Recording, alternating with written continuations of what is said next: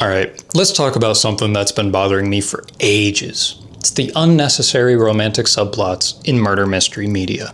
You know what I'm talking about, right? Those moments where the story suddenly turns into a soap opera and you're left wondering if you're watching a crime thriller or Love Island? So let's try to solve the case of the misplaced passion. Murder mysteries are supposed to be about solving a crime. Period. The end. They thrive on suspense, clues, red herrings, and let's be honest, a good dose of detective work. But sometimes these writers get a little distracted.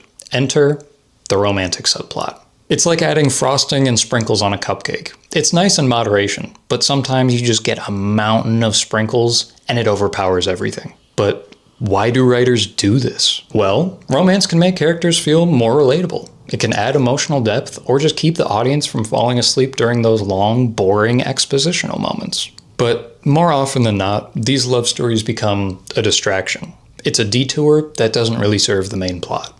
Let's categorize a few typical examples of these unwelcome guests. You all know this one, the will they, won't they drama. The detective or the main suspect is about to crack the case, but suddenly a love interest appears and they have a big emotional fight or some sort of confession. Like, really? You couldn't come up with anything better than that? This is unfortunately the most common one by far. You can probably spot it on any primetime mystery, thriller, or cop show.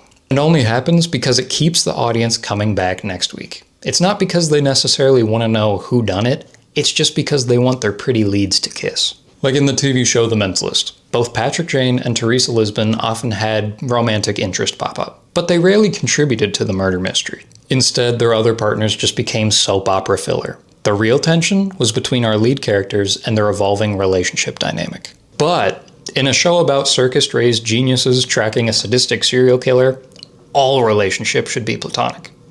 Just saying. But we'll talk about The Mentalist another time. And that's not even the worst offender. There's Bones, Law & Order SVU, Rizzoli and Isles, Blindspot, The X-Files, the list goes on and on.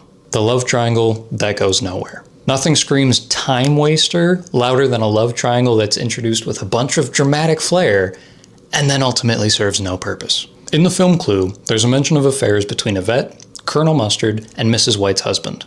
But it's just there to add humor, not to help solve the mystery. The overly romantic detective. Sometimes the detective's personal love life is more interesting than the case. There's nothing wrong with that. The problem? It often distracts from the clues or the actual investigation. In Miss Fisher's murder mysteries, Frin Fisher's romantic escapades are charming, but occasionally overshadow the actual case at hand. And just so you know, a fair portion of your media shouldn't just be charming.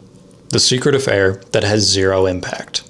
Characters might have a secret affair that's revealed in the final act, but it doesn't actually influence the resolution in any case. Just extra drama for drama's sake. Like in some Sherlock Holmes adaptations, sometimes a love affair is shoehorned in, but it's just there to give the detective a personal life, and it rarely affects the case. Unless it's Irene Adler.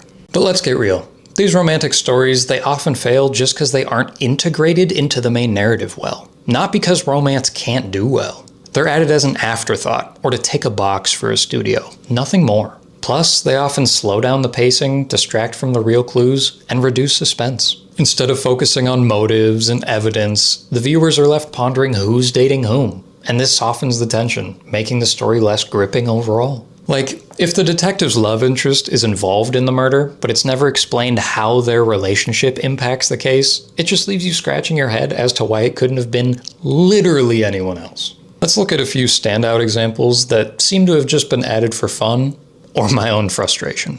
Hercule Poirot is a master detective, but sometimes the show or the movie throws in a romantic subplot that feels tacked on.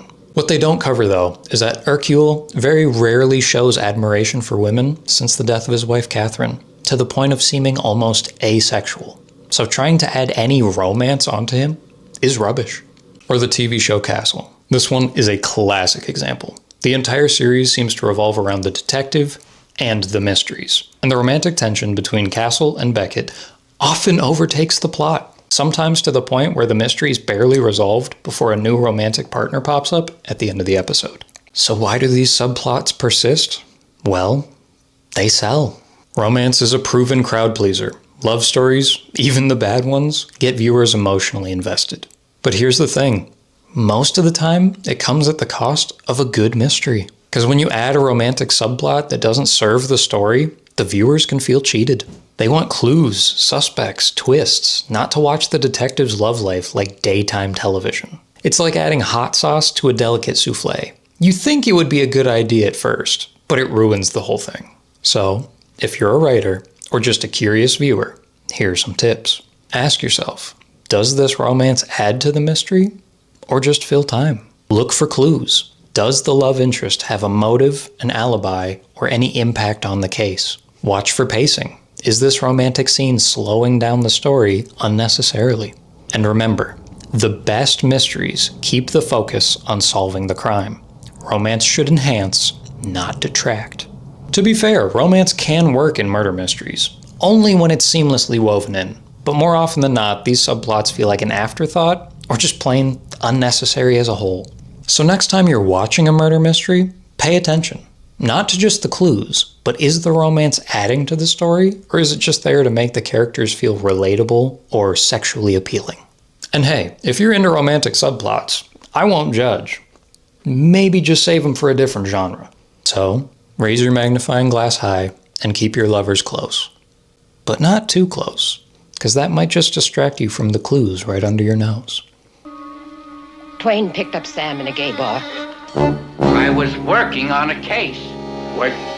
Every night for 6 months. Thank you for making it to the end of this video. So tell me, what's the most ridiculous romantic subplot that you've seen in a murder show, movie, or book? Are there any that you think actually work well and don't come out feeling like a cheap Hallmark movie? Or, if you have any ideas for videos that you want to see in the future, drop them down below. We may just talk about it. Peace.